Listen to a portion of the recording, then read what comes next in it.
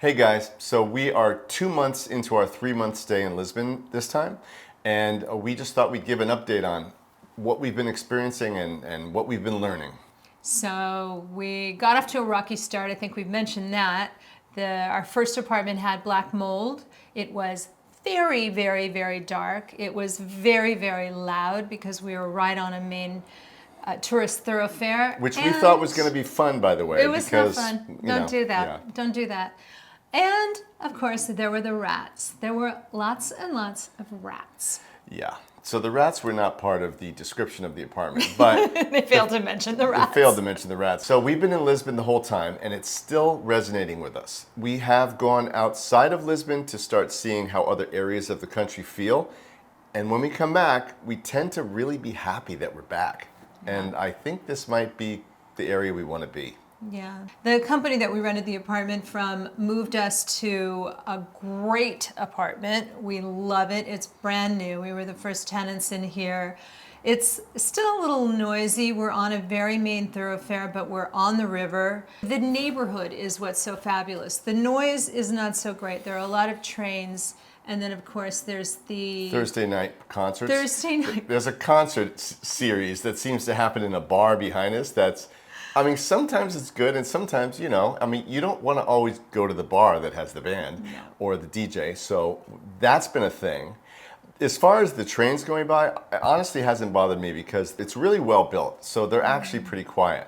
You know it's not quiet? Our neighbors. We have neighbors that, I swear, they get up at 6 in the morning and they start stomping back and forth in the room all day into the night till about 11:30 at night, and they keep moving furniture. I am dying to know what's going on up there. But at any rate, it's very loud. And you know what? If we had bought this place and didn't know that, that would have been like horrible. So I'm really glad, and I think this is something to take note.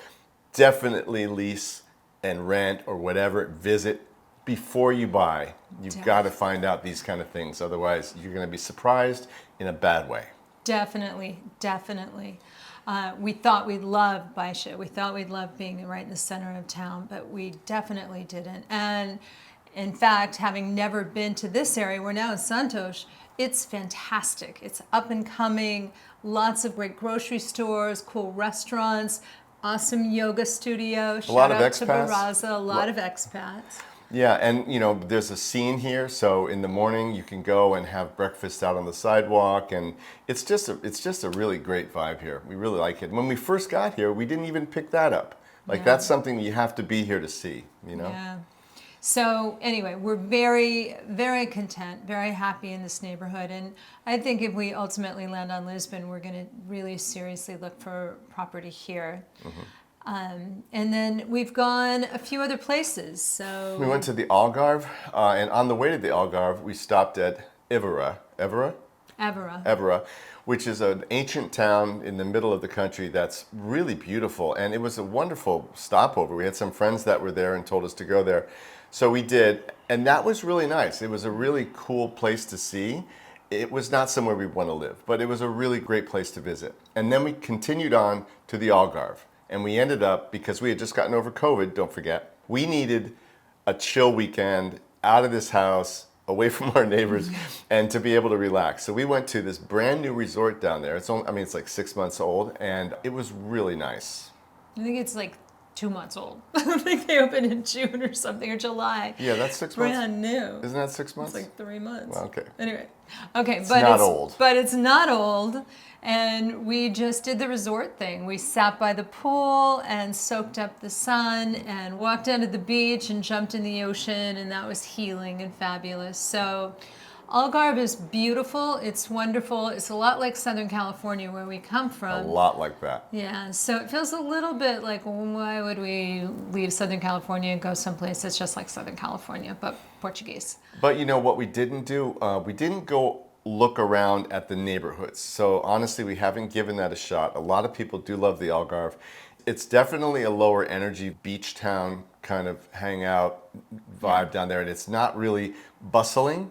And not that we need to bustle all the time, but we do really like having so much going on around us. We think we like that. So the Algarve, we didn't really give it a chance the way we should have. So if you're interested in the Algarve, go stay in the towns around it. Because when we were here last time, we did do that a little bit. And they're really pretty, they have really cool personalities. You just got to check them out. Yeah. Also, yeah, when you go down, do go stay at the W Algarve because it's beautiful. Yeah. Yeah. And ask for Miguel. Yeah. He's Ask for he's Miguel, the the sommelier. sommelier. Yeah, ask for him. He'll treat you right. Yeah.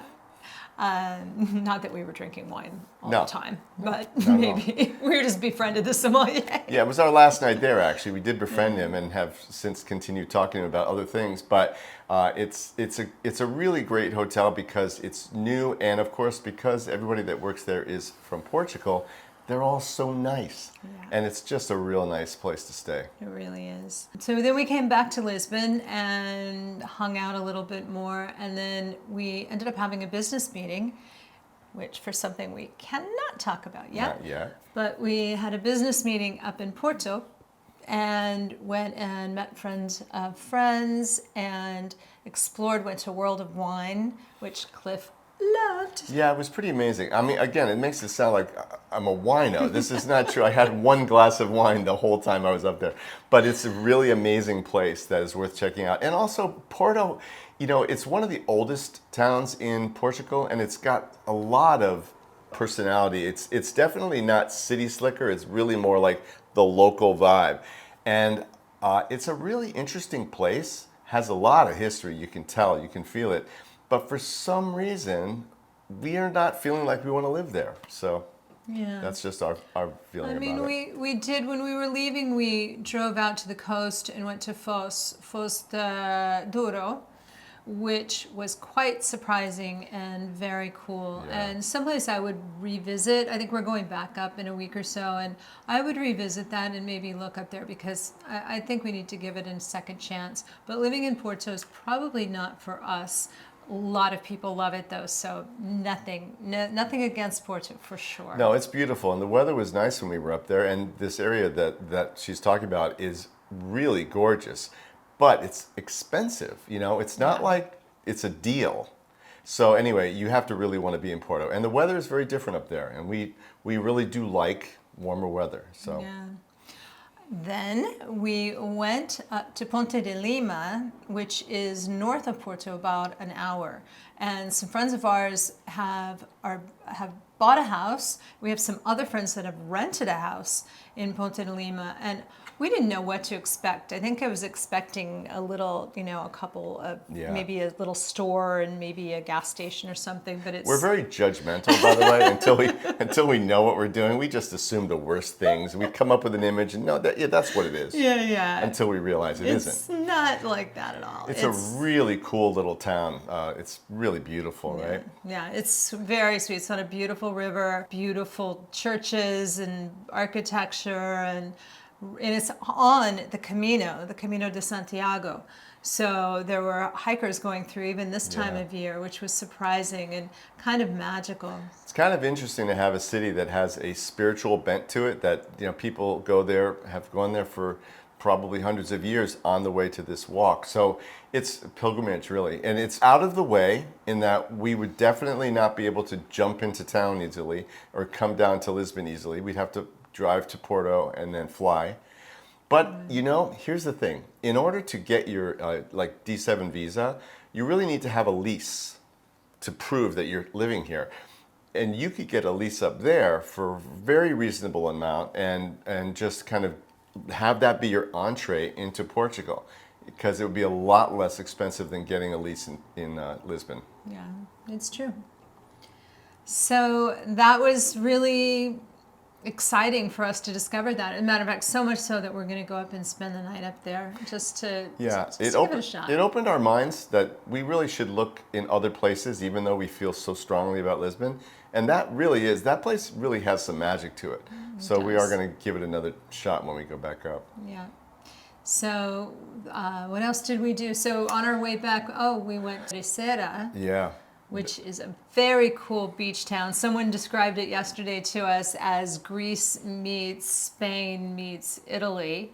Meets Encinitas, because Meets honestly, Encinitas. it's a really Yeah. it's a surf town in the best way. You actually feel like you're in one of these places. You don't even remember you're in Portugal when you're there, and they're building so much there, and there's a huge resort there, and it's definitely going to be a great place to be if you want to be there. But it's about 40 minutes, I guess, outside of Lisbon. So, you know, we probably won't end up there, but we're going to give that another look too, because it's awfully pretty. I think it would be great for younger families that surf, for sure. Yeah. I think I'm sure that they're building new community out there, and tons of expats. I mean, everybody we saw looked like a California surfer, honestly. So I think it would be fantastic for them. For us, maybe less so. I'm not 100% sure what we do all day long because we don't even surf. Learn how to surf. Yeah. That's one thing we would do. But we would get a little bored, I think, out there. I think so. But it's a great place to go visit, so we can always do that, right? That's one of the things we like about Lisbon. It's 15 minutes from the international airport. You can literally go anywhere from here very easily. So that's another pro for here. Yeah. But after that little jaunt, we just got back yesterday, I guess. We stopped in Nazaré, which is a really fabulous surf town, and as a matter of fact, it was on our bucket list. And we got to see the surfers with, what was it, maybe 25-foot waves? I think you're right. They're about 25 to 30 feet, and those are big waves. And the town, Nazaré, was really pretty interesting too. The whole town is on top of this cliff with an amazing view. After that, we came back to our apartment in Lisbon, and we're just so happy here. We're so happy in this neighborhood. We went to dinner at Boca Linda, our friend's restaurant, and had some good Mexican food last night, and just kind of hung out in the neighborhood again, and really just feels like home. Felt like coming home. Yeah, I mean, we've gotten to know people in our neighborhood to the point where we all kind of say hi to each other, know each other, and it's starting to feel like our neighborhood. Right. And we really do love that. And anywhere you go in the world, as soon as you start meeting the people that are involved in your life on a day-to-day basis, it becomes home fairly quickly. Right. So that's really it. That's kind of our update. We're still exploring. We still have a few more places we want to check out, but at the moment, I think we both agree. Do we? Do we both agree? I think we both. We usually don't both agree we on haven't everything. discussed this, but Yeah. no, we have Let's to. discuss it now. We both are kind of agreeing that it's still feeling like Lisbon's the right decision for us. Yeah, and we're getting excited about it. Honestly, it's starting to feel like, yeah, we could do this. We could really see ourselves here. So, you know, then it's just going to be figuring out what does that look like and how does that feel and what does that mean for us, and finding the right place, of course. I think the other, just sort of the last thought, is just one of the things we've come to recognize is things move at a very different pace here than they do in the States, and it requires us to adapt the way that we operate and our expectations and our just overall speed of the way we do things and expect things. Yeah, we do have that. So I have my New York background comes out, very impatient, things have to go fast, I speak too fast, and I don't speak Portuguese very well. Eu não falo português. And we have to really learn how to speak their language. It's the only right thing to do. So we do have to slow ourselves down when we're here, but you know what? That's part of what we want to do. Yeah. We want to be able to have an existence that's a little bit more calm and centered and, you know, present. So that's working out, I think, for us too. It is. So here we are in Lisbon still, and we will report back kind of at the end of this part of our journey and share our insights. Hopefully we'll have made some decisions by then. Yeah. Nice. Stand by. Ciao. Ciao.